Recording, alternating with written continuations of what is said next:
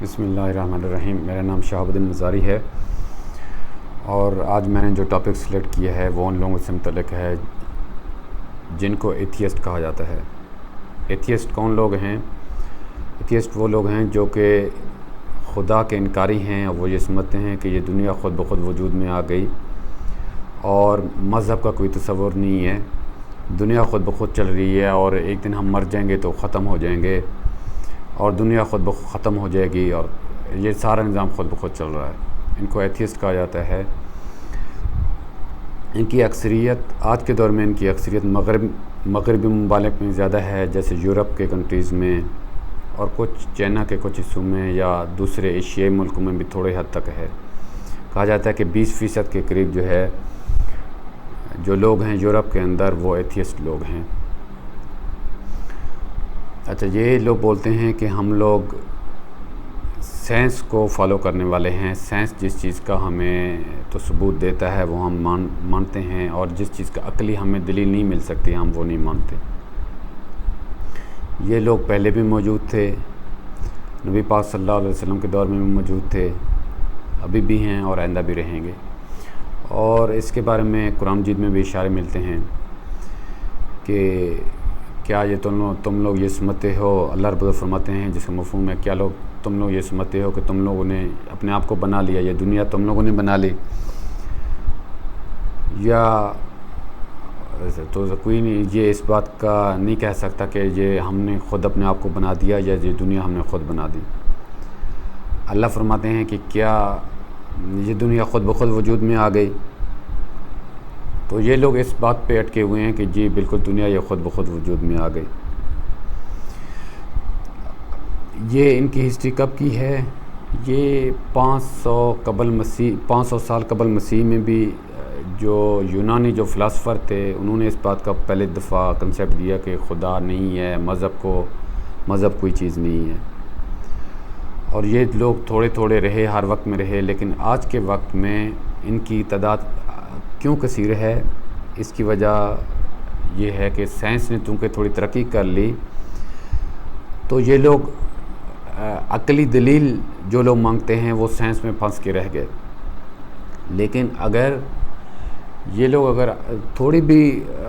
یہ مثال کے طور پہ یہ لوگ کہتے ہیں کہ ہم عقلی دلیل کو مانتے ہیں، اگر یہ اپنی عقلی دلیل میں بھی جائیں تو ان کو مذہب کے قریب آنا پڑے گا اور ان کو اللہ کے وجود کا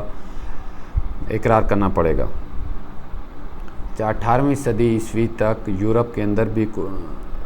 ایسے لوگ بہت ہی کم تعداد میں تھے جو خدا کے انکاری تھے، لیکن 18ویں صدی عیسوی کے بعد میں جب سائنس کی ترقی زیادہ عروج پہ چلی گئی تو یہ ان لوگوں کی تعداد زیادہ ہو گئی۔ اچھا، اس میں کچھ لوگ بھی ہیں جنہوں نے اس میں بہت ہی اہم رول ادا کیا اس ایتھیزم کو پروموٹ کرنے میں، جس کا مثال ہے ایک نام جو ہے پال ہینری تھیری۔ 18 دسمبر 1723 میں اس نے یہ کنسیپٹ دیا کہ نہیں خدا کوئی نہیں ہے اور اس کو بہت زیادہ پروموٹ کیا۔ ابھی موجودہ وقت میں وہاں پہ بھی ہیں لوگ اور کچھ ہمارے مسلمانوں کے دلوں کے اندر بھی یہ شک و شبہات ہیں کہ خدا نہیں ہے اور مذہب کو ہم کیوں فالو کریں۔ حتیٰ کہ بعض لوگوں نے کھلے عام طور پہ بھی اس کا اظہار کیا، بعض مسلمانوں نے، جس میں مثال کے طور پر فرحان اختر انڈیا کا جو ایکٹر ہے اس نے بھی کھلے عام طور پہ کہا کہ میں خدا کا وجود جو ہے نا میرے سمجھ میں نہیں آتا ہے۔ یہ لوگ ایسے ہی ہے، ہماری مثال دنیا کے اندر ایسی ہی ہے۔ پہلے ہمیں یہ بات سمجھنی چاہیے کہ ہمارا ذہن کس حد تک کام کر سکتا ہے۔ ہماری مثال ایسی ہی ہے کہ ایک تالاب ہے، اس کے اندر مچھلیاں ہیں، دوسری چیزیں بھی ہیں، تو مچھلیاں یا دوسری چیزیں یہ سمجھ رہی ہیں کہ یہ جو سب کچھ ہے ساری کائنات ہی یہ تالاب ہی ہے، کیونکہ انہوں نے باہر کچھ دیکھا نہیں ہے۔ میں تالاب کے کنارے گیا، میں نے وہاں سے ایک مچھلی پانی میں ہاتھ ڈال کر کے مچھلی اوپر اٹھائی۔ جیسے ہی وہ مچھلی اوپر آئی تو اس نے دیکھا اوہو یہ تو بہت بڑی دنیا ہے، ہم تو بھول میں تھے، یہ تو بہت بڑی دنیا ہے، اس کا تو ہمیں پتہ ہی نہیں تھا۔ اسی طرح ہم لوگ بھی اس دنیا کے فریم میں بند ہیں۔ اس دنیا کے فریم سے نہ ہم نکل سکتے ہیں، نہ اللہ نے ہمیں اس کی طاقت دی ہے۔ تو اس دنیا کے فریم سے ہم باہر دیکھ نہیں سکتے، تو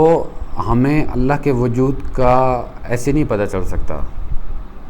کہ یہ دنیا کیسے وجود میں آئی، کیونکہ ہم یہ اسی فریم کے اندر ہیں۔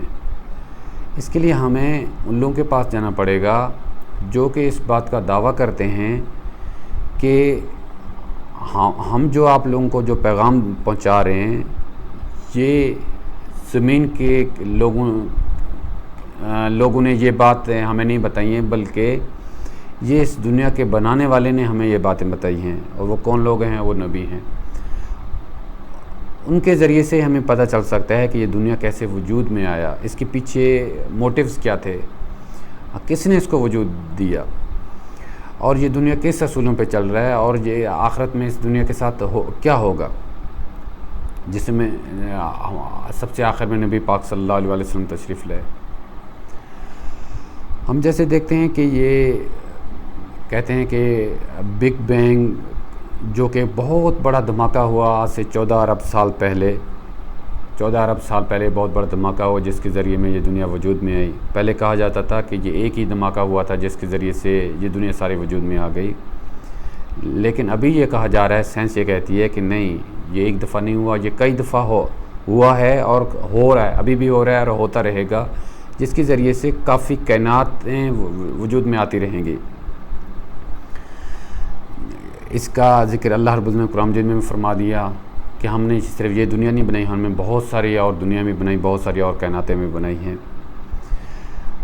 دوسری بات یہ سمجھنے والی ہے کہ یہ جو دھماکہ ہوا جس کے ذریعے سے ہمارے دنیا وجود میں آئی،